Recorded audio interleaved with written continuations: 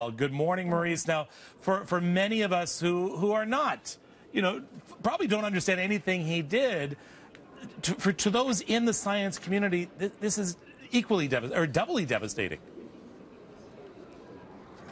Oh, without doubt.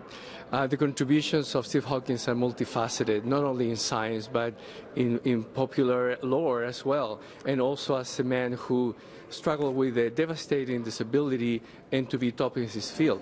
From the point of view of science, he did work in singularities, which are mathematical conceptions of points where density is imaginably high, and so black holes are types of singularities. He joined together the theory about black holes and cosmology to try to explain the origin of the universe as a singularity. So he did work in general relativity, in cosmology, in singularities, really a scientist, but also someone imbued with a lot of humanism, sense of humor. He had these outrageous bets about things.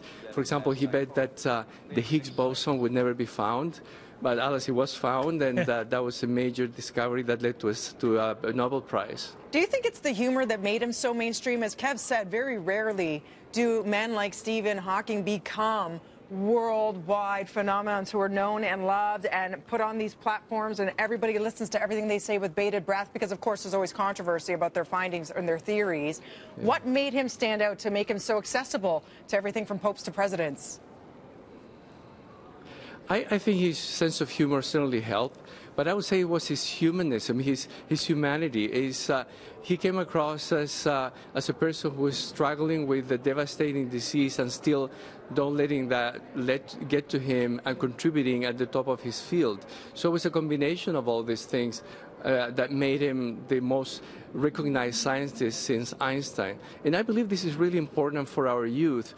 At a time where our heroes are athletes and ball players, to have a hero who is a scientist, I think is really important for young kids deciding to follow a career. They say, science is cool, I can do that, I can follow that.